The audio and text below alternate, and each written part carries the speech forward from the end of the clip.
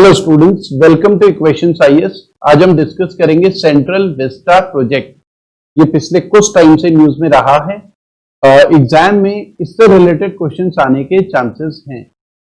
तो स्टार्ट करते हैं। This session is presented by me, my name is Deepak Dutt Mamgai. अब सबसे पहले डिस्कस करेंगे सेंट्रल विस्टा क्या है। ठीक है, सेंट्रल विस्टा बेसिकली हम बोल रहे हैं पार्लियामेंट की बिल्डिंग, वहां पर जो भी सेक्रेटरीट हैं जो पार्लियामेंट के साथ काम करते हैं, जैसे लोकसभा है तो लोकसभा का सेक्रेटरीट है। सेक्रेटरीट मतलब जहां पर ऑफिशियल पेपर वर्क वगैरह वो सारी फॉर्मेलिटीज कंप्लीट होती हैं।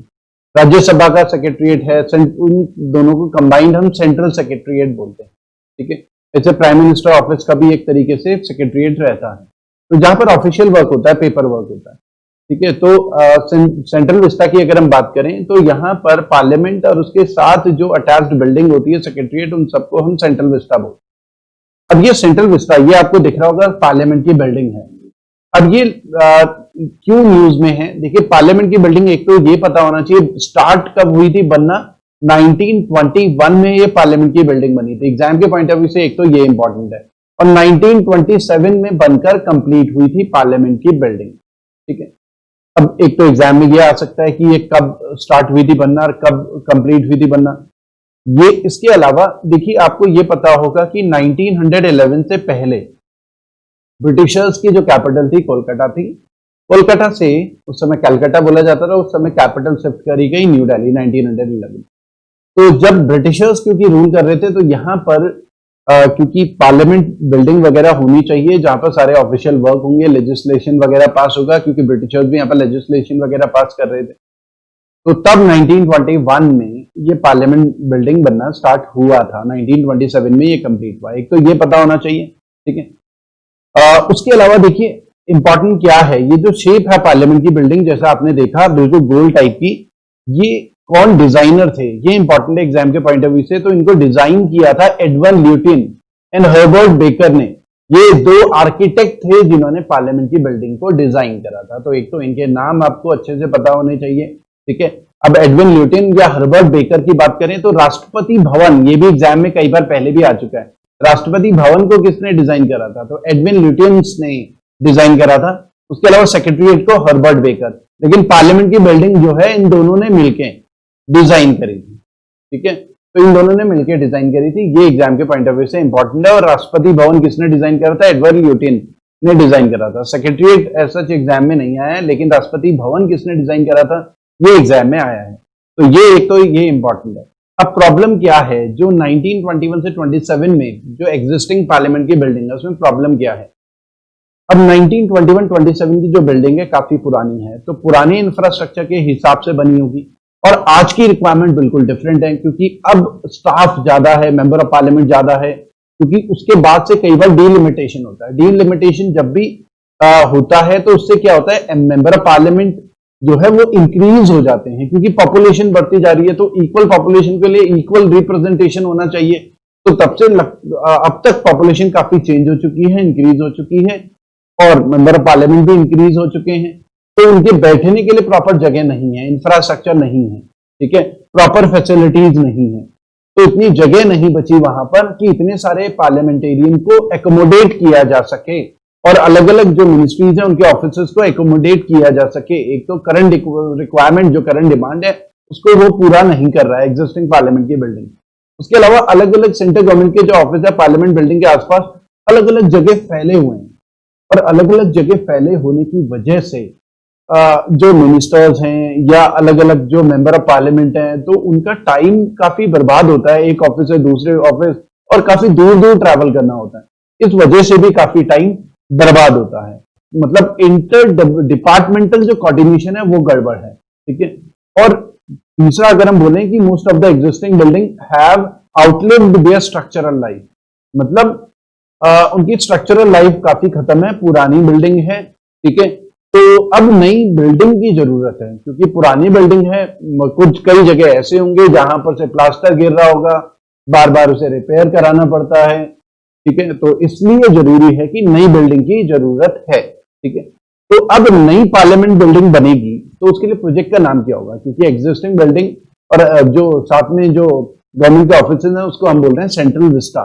तो सेंट्रल विस्टा रीडेवलपमेंट प्रोजेक्ट उसको हम बोलेंगे। उसके अलावा जिन स्टूडेंट्स ने हमारा चैनल सब्सक्राइब नहीं करा है, हमारा चैनल सब्सक्राइब करें, इक्वेशंस आईएएस। वीडियो को लाइक करें अगर आपको पसंद आता है, और हमारा फ्री टेलीग्राम ग्रुप भी है जिसे आप ज्वाइन कर सकते हैं, जिसमें हम स्टडी मटेरियल वगैरह शेयर करते हैं। हमारा इक्वेशंस आईएएस ऐप है जिसे आप गूगल प्ले स्टोर से डाउनलोड कर सकते हैं, जिसमें यूपीएससी का कंप्लीट कोर्स आपको मिलेगा, एसएससी बैंकिंग का कंप्लीट कोर्स मिलेगा। इसमें इन कोर्सेज में आपको वीडियो लेक्चर्स मिलेंगे, रिकॉर्डेड लेक्चर्स हैं, बहुत एक्सपीरियंस फैकल्टीज के लेक्चर्स हैं, स्टडी मटेरियल आपको मिलेगा, चैप्टर वाइज टेस्ट हैं, फुल लेंथ टेस्ट हैं, हर तरीके के मॉक टेस्ट भी आपको इसमें मिलेंगे। तो जो सेंट्रल विस्टा प्रोजेक्ट है उसमें central Vista redevelopment project proper अगर हम बोलें तो ये जो पार्लियामेंट की बिल्डिंग है, लोकसभा, राज्यसभा, ठीक है, Rashtrapati Bhavan, prime minister office, इन सबको क्या करना है, रीस्ट्रक्चर करना है, दोबारा से बनाना है।